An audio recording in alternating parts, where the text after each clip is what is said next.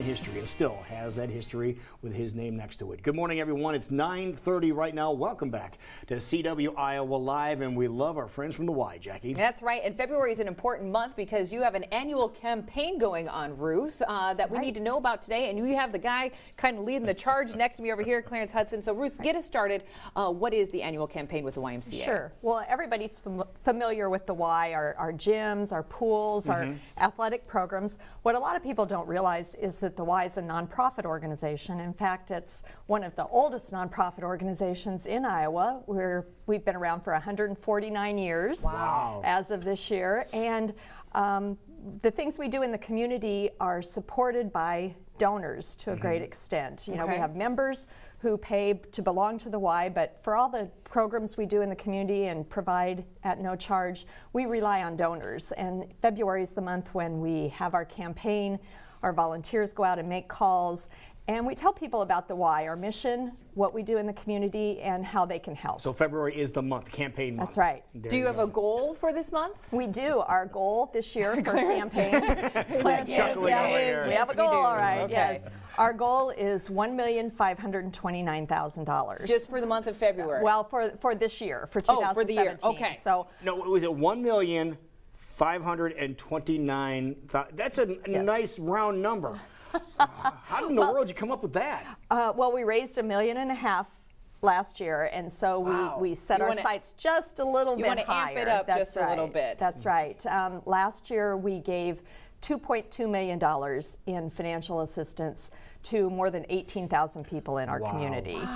And so some of that comes from membership dollars. When you're a member of the Y, you support these programs, but as you can see, a big chunk of it comes through our annual campaign. Now, speaking of annual campaign, Clarence, you're the chair of this year's annual campaign. How did you get involved with the Y in the first place? Well, you know, if you hang around the Y long enough, somebody's going to ask you to do something. and there's a couple of people around back when I got involved early, and there's a couple people around now like Vicky and Ruth and Dave that you just can't say no to. And plus the fact that I've been involved with youth all my life. I coached football in high school and in college, so I know the need is out there. And so when I was asked to help, it was just easy to say You've yes. seen it personally, and you can see how the YMCA can help out with situations like that. Without a doubt. I mean, just there's a couple of programs around town that if people just want to go see what they're doing. You hear a lot of people talk about the education gap and what's going on there and some of the situations. There's a Starfish Academy program they've got going here in town with some of the elementary schools during the summer that really closes that gap, that has these kids working hard, not only in becoming citizens, but also in that education, in their reading skills improve, and most importantly, they don't lapse during the summer. Right. Those are just great programs. The swimming programs that the Y have to prevent people from drowning. Right. When I was born and raised in a little small town in Oklahoma. It was about 1,500 people, and I was born in a time when you couldn't go to the swimming pools. So we learned to swim in a cow pond, and we'd go run the cows out of the pond, and then we'd just go swimming. I mean, it's a wonder. I mean, it's amazing that I'm alive today. And we didn't have a Y that time. So those kind of things, the Y helps in those situations where kids don't have an opportunity to learn. And I think that's key. You said the Y helps because you agreed to be chair because of something special that happened with you. Well, you know, I went through a little situation here in September where I had a tumor, and it was it was touch and go there for a long time. Yeah. And I remember being at Methodist Hospital, and one of the first people walked through the door that to pump me up, to give me hope, was Doug Reichhardt. And Doug Reichhardt has been a huge supporter of the YMCA all his life. But I even go back further than that because I walked into the Y in 1984, and one of the first persons I met was Bill Reichhardt. Oh, sure. And Bill Reichhardt came up to me and just was an amazing human being. I'm this young, new kid on the block, just came to Iowa, and he just kind of took me under his wing. Not only did Bill Reichhardt, but Tom Hamilton, Sr., another gentleman that was able to do that.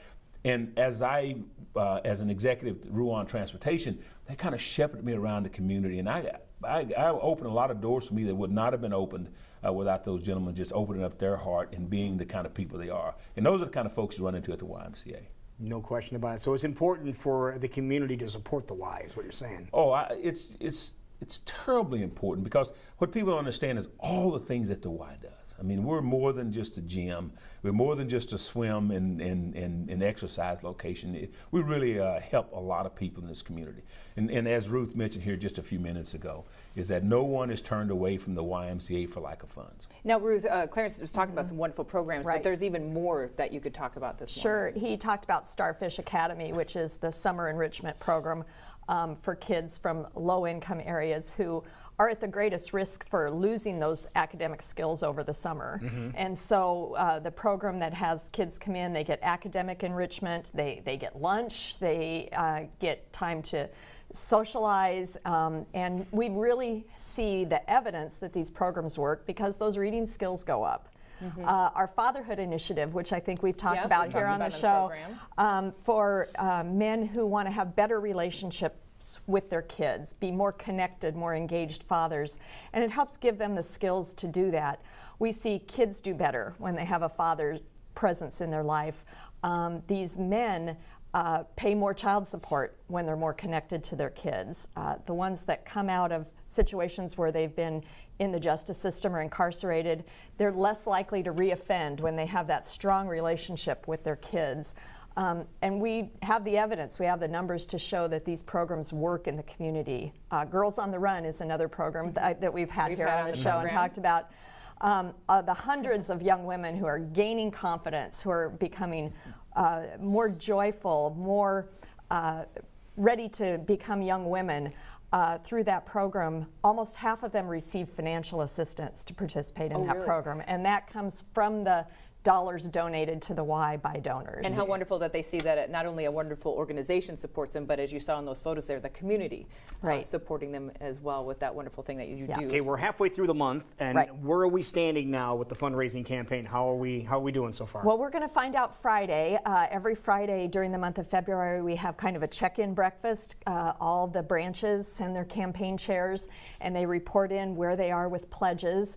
And last Friday was the first one we had. We were doing pretty well, and so this Friday we're hoping to be at 65% of our goal, and then push on and get to 100% and beyond by the end of February. Okay. By telling these wonderful stories, we're hopefully encouraging you to give back to our local YMCA, and as you said, mentioned various branches, so people can go to their local branch if they want, or how can they give back if they're hearing about this morning? Well, we have 400 volunteers.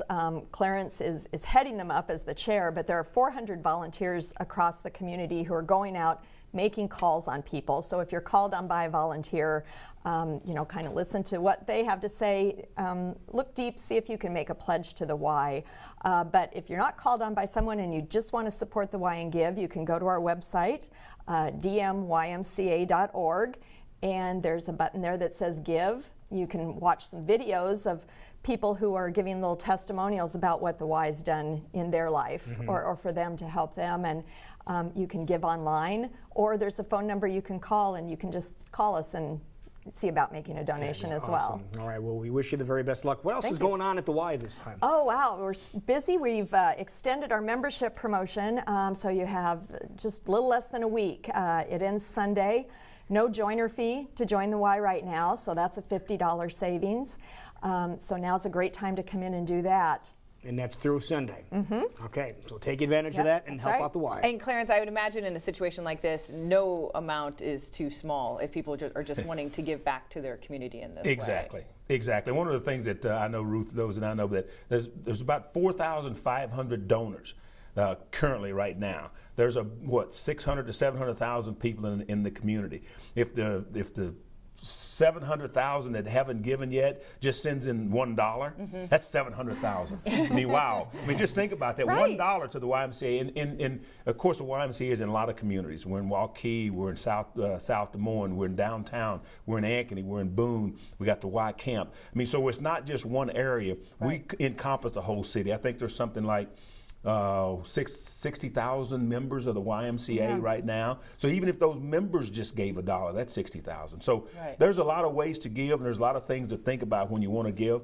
One of the things that I talk about when I talk to people about the YMCA is that when you give to a charity and you give to the YMCA, it stays right here in Des Moines. You can walk into a building and see your money at work any day you want to see it.